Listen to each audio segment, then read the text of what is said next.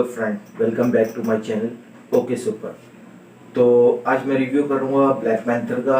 Black Panther release हो गई है, तो जिन मेरे दोस्तों ने अगर ब्लैक पैंथर देख लिए तो उनके लिए तो कोई मसला नहीं, लेकिन अगर जिन लोगों ने नहीं देखी है तो वो पहले मूवी देख लें और उसके बाद इस वीडियो को कंटिन्यू करें। इस वीडियो में स्पॉइलर होंगे, तो स्पॉइलर से बचना चाहते हैं तो पहले मूवी देख लें।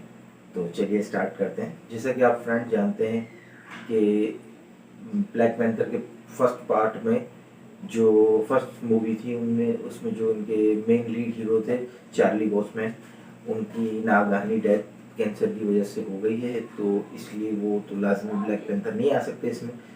तो उनकी लेगेसी को आगे कैसे बढ़ा है ये इस मूवी में दिखाया। अच्छी मूवी है, देखें, टाइम पास है, एक्शन अच्छा है।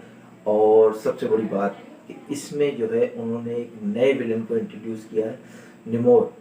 निमोर आप यूँ समझ लें कि डीसी में जैसे एक्वामैन है, तो उसी टाइप का है। अंडर वाटर इनका किंगडम है, तो ये उसके किंग हैं और उसको रूल करते हैं। और मूवी में क्या होता है ये आपको मूवी देख के ही पता चलेगा, लेकिन मैं कुछ बेसिक बातें आपको बता देता हूँ कि इसमें एक नया ब्लैक पैंथर भी है। लाजमी बात है, ब्लैक पैंथर में ब्लैक पैंथर तो हो गई, लेकिन वो कौन है ये तो आपको मूवी देख के ही पता चलेगा।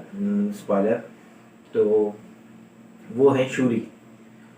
तो इसमें ब्लैक पैंथर है। ब्लैक पैंथर 1 में जो चार्ली बॉसमैन यानी ब्लैक पैंथर की बहन होती है शूरी, तो ब्लैक पैंथर का सूट उन्होंने पहना है, तो वो है इस मूवी में ब्लैक पैंथर। और निमोर जो है वो विलन है। और ये सारी की सारी जो है मूवी ये बेस करती है वाइब्रेनियम पर, कि वाइब्रेनियम पूरे वर्ल्ड में सिर्फ 2 कंट्रीज इंडिया में और अंडर वाटर जो निमोर के किंगडम है उसके पास है।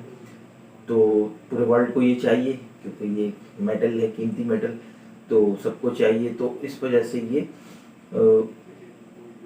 कुछ लोग उधर जाते हैं हासिल करने के लिए, तो उस बात में निमोर वकांडा पे हमला करता है। तो ये मूवी यहाँ से आगे बढ़ती है। एक्शन सीन अच्छे हैं और टाइम पास मूवी है।